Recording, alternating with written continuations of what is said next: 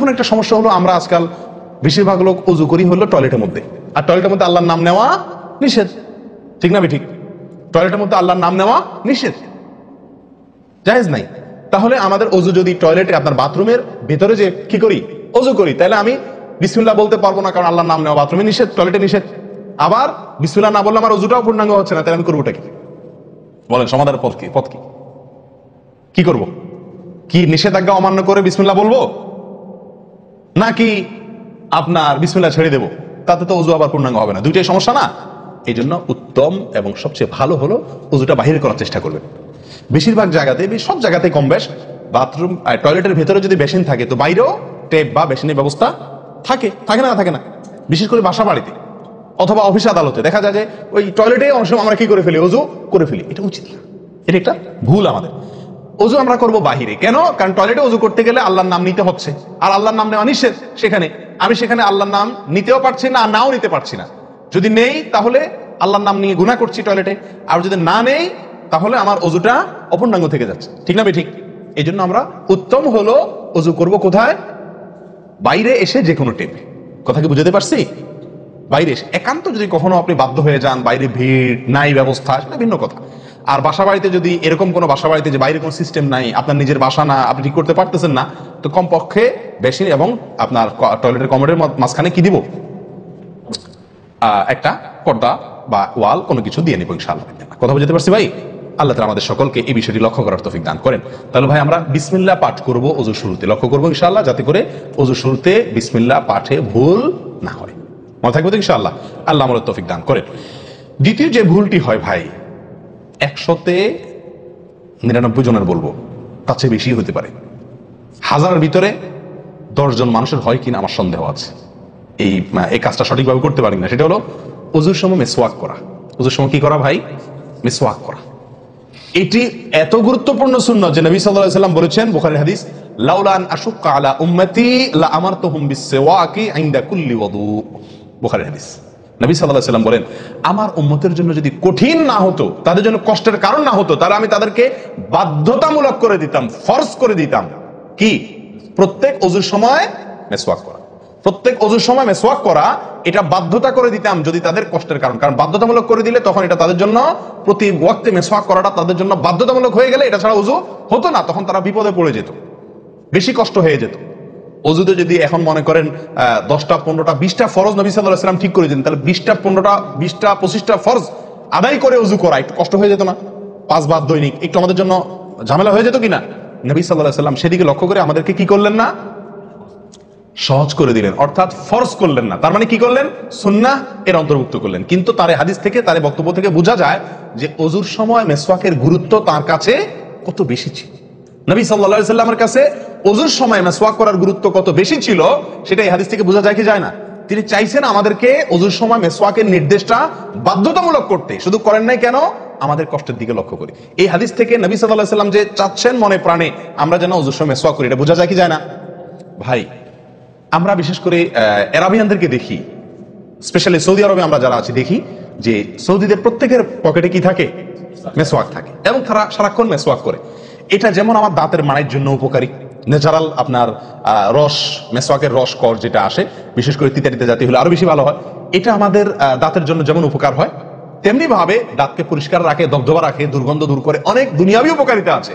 আর এর পাশাপাশি আপনি যতবার মিসওয়াক করছেন ততবার নবী সাল্লাল্লাহু আলাইহি ওয়াসাল্লামের এই আদেশটি আপনার পালন হচ্ছে। ওযুটা, বিশেষ করে ওযুর সময় মিসওয়াক করলে আপনার ওযুটা কি হচ্ছে? যেই ওযুতে তালা খুলবে সুন্দরভাবে এবং আপনি জান্নাত পর্যন্ত যেতে পারবেন, সে ওযু হবে যদি আপনি তাতে কি করতে পারেন? ওযুর মধ্যে সময় মিসওয়াক করতে পারেন। ভাই, কার কার পকেটে মিসওয়াক আছে? আছে সাথে কারো? তো আপনারা আসার সময় আসছেন যে ওযু করেন নাই? কি বলেন? মিসওয়াক আছে কার কার? আলহামদুলিল্লাহ, একজন পাওয়া গেল। আর ভাই, ওযুর সময় মিসওয়াক, এটি আমরা ছেড়ে দিয়েছি। এই আমলটা আমাদের মধ্যে নাই বললেই চলে। কি বলেন? এই আমলটাকে পুনর্জীবন দেওয়া যায় কি না? যায় না? অন্য কারোর জন্য না, আমার নিজের জন্য। আমি মিসওয়াক করবো, তার উপকারিতা আমি নিজে পাবো। দুনিয়াতে পাবো মানি ভালো থাকবে, মুখ দুর্গন্ধ দূর হবে, মুখ পরিচ্ছন্ন হবে। আখেরাতে পাবো নবী সাল্লাল্লাহু আলাইহি ওয়াসাল্লামের সুন্নাহ পালনের মাধ্যমে ওযু সুন্দর হবে। ওযু সুন্দর হলে সালাত ঠিক হবে, সালাত ঠিক হলে জান্নাতে যেতে পারবো। তাহলে একটা একটার সাথে সম্পর্কযুক্ত। মিসওয়াক করবো তো ইনশাআল্লাহ? একদম উঠে গেছে মিসওয়াক। ওযুর সময় মিসওয়াক করতে আমাদের দেশি ভাইদেরকে দেখাই যায় না, একেবারে বললে চলে। প্রিয় ভাইরা, আপনারা কি জানেন নবী সাল্লাল্লাহু আলাইহি ওয়াসাল্লামের জীবনের শেষ আমল কি ছিল? মেসওয়াক ছিল। নবী করিম সাল্লাল্লাহু আলাইহি ওয়াসাল্লামের জীবনের শেষ আমল, যে আমলের পরে আর কোনো আমলের সুযোগ পান নাই, এই আমলের পরে তিনি দুনিয়া থেকে বিদায় নিয়ে গেছেন। তার জীবনের লাস্ট আমল কি ছিল? মেসওয়াক। তিনি আয়েশা রাদিয়াল্লাহু তাআলা আনহার কোলে মাথায় রেখে শুয়েছিলেন মৃত্যুর ঠিক আগ মুহূর্তে। শরীরে আর শক্তি ছিল না মেসওয়াক চিবানোর মতো, নতুন মেসওয়াক চিবায়া ওটাকে নরম করবেন এই শক্তিটা ছিল না। আল্লাহ রাসূল সাল্লাল্লাহু আলাইহি ওয়াসাল্লাম আয়েশা রাদিয়াল্লাহু তাআলা আনহাকে দিলেন, আয়েশা মেসওয়াকটা আমাকে একটু চাবায়া দাও। তিনি চাবায়া নরম করে দিলেন। এরপর নবী সাল্লাল্লাহু আলাইহি ওয়াসাল্লাম মেসওয়াকটা করলেন। বাস, এই মেসওয়াকের পরে তার মৃত্যু এবং এই মেসওয়াকের মাঝখানে আর কোনো আমল করার সুযোগ ছিল না। ভাই, কত গুরুত্বপূর্ণ আমল বোঝা উচিত। ওজুর সময় মেসওয়াকটা উঠে গেছে, আমরা কি করবো ইনশাআল্লাহ? সবসময় মেসওয়াক পকেটে রাখবো তো ইনশাআল্লাহ? ওজুর সময় মেসওয়াক কখন করবেন, এটা নিয়ে ওলামাদের দুটি মত পাওয়া যায়। বেশিরভাগ ওলামাদের মত এবং বিশুদ্ধ মত হলো কুলি করার সময় আমরা মেসওয়াক করবো। কুলি করার সময় আপনি বিসমিল্লাহ বলে হাত ধুলেন, এরপরে কুলি করলেন। মেসওয়াক করতে হবে এভাবে, সোজাসুজি, উপরে নিচে না, পাশাপাশি, ঠিক আছে? মেসওয়াক দিয়ে এভাবে আপনি খুব বেশি সময় করার দরকার না, একটা ঘষা দেন উপরের মাড়িতে, আরেকটা ঘষা দেন নিচের দাঁতে দিয়ে এবার একবার কুলি করে ফেলেন, ঠিক আছে? আবার মেসওয়াক দিয়ে একটা ঘষা দেন, আবার একটা ঘষা দেন, আবার কুলি করে ফেলেন। এভাবে 3 বার মেসওয়াক করেন, 3 বার কুলি করেন, বা সুন্নাত আদায় হয়ে গেল। কথা কি বুঝাতে পারছি? আল্লাহ তাআলা আমাদের সকলকে তৌফিক দান করেন। প্রিয় ভাইরা, তাহলে ওযুর মধ্যে আমাদের যে খুঁতগুলো আছে আমি সেগুলো ধরা দেওয়ার চেষ্টা করছি। একটা বড় খুঁত, যে খুঁত থেকে আমরা বেশিরভাগ লোকই মুক্ত নই, সেটি হলো মেসওয়াক বিহীন ওযু। লক্ষ্য করবো তো ইনশাআল্লাহ? আল্লাহ আমাদেরকে আমলের তৌফিক দান করে। একান্ত না থাকলে আঙ্গুল দিয়ে করলেন, কিন্তু আপনি নিয়মিত আঙ্গুল দিয়ে করলেন সেটা না, মেসওয়াকই করা উচিত। ভাই, 3 নম্বর যে ভুলটা আমাদের হয়ে থাকে সেটা হলো কুলির মধ্যে। দেখেন, প্রত্যেকটা কাজেই কিন্তু আমি একটা একটা করে আপনার দেখাচ্ছি হুজুর, প্রত্যেকটা কাজে আমাদের ত্রুটিগুলো হয় কিভাবে দেখেন। কুলির সময় ভুল হয়। কি ভুল হয়? কুলিটা যেভাবে করার কথা সেভাবে আমরা করি না। হাদিসে কুলির বিষয়ে নির্দেশ এসেছে, সেটাকে বলা হয়েছে মদমাদা। মদমাদা আরবি শব্দ, এটার বাংলা অর্থ হয় কুলি করা বা কুলকুচি করা বা কুলকুচা করা। এই কুলি বা কুলকুচা এটা হলো মুখের ভিতরে আপনি হাতের কষে করে পানি নিয়ে মুখে নাড়বেন, এরপরে ফেলবেন, আবার হাতে নিবেন, কিছু সময় নাড়বেন, 1 সেকেন্ড হোক 2 সেকেন্ড হোক, এরপরে ফেলবেন। এটা হলো কুলি বা কুলকুচা। আমরা বেশিরভাগ সময় এরকম করি আলহামদুলিল্লাহ। যখন ব্যস্ত থাকি, যখন হুলস্থুল থাকে, কোনো সময় কোনো কাজের তাড়া থাকে, তখন অনেক সময় আমরা কি করি? হয় কি না হয় না? মুখে নিলাম আর ঢাললাম, মুখে নিলাম আর ঢাললাম। আমি জানি না আপনাদের হয় কিনা এরকম। আমি দেখছি এরকম অনেক সময় হয়। আপনারা একমত কিনা? নিলাম মানে ব্যস্ততার কারণে, হয়তো জামাত শেষ হয়ে যাচ্ছে বা অন্য কোনো কারণ আছে, অথবা দেরিতে আসছি, তো তখন মুখের ভিতর নেওয়া আর ফেলাও, নেওয়াও আর ফেলাও, এতে কুলি হবে না। হাদিসে যে কুলির নির্দেশ আসছে সেই কুলি হবে না। এটা মুখে পানি দিলেন আর বাইর করলেন, এটাতে কুলি হইতে হলে আপনাকে মুখে পানি দিবেন, নাড়বেন। ভাই, কুলিটা কেন করতে বলা হয়েছে? মুখের ভেতরটা কি করার জন্য? পরিষ্কার করার জন্য। আপনি যদি মুখে পানি নেন আর বাইর করেন, তাহলে কি মুখ পরিষ্কার হবে? আপনাকে তো মিনিমাম 1-2 সেকেন্ড হলেও নাড়তে হবে জিনিসটা, পানিটা, তাহলে আপনার মুখটা কি হবে? পরিষ্কার বা পরিচ্ছন্ন হবে। আল্লাহ তাআলা আমাদেরকে আমলের তৌফিক দান করেন। ভাই, তাহলে কুলির ত্রুটিটা বুঝতে পারছেন তো? তাড়াহুড়া করে অনেক সময় মুখে পানি নিয়ে ফেলে দিই আমরা, এটা করা যাবে না।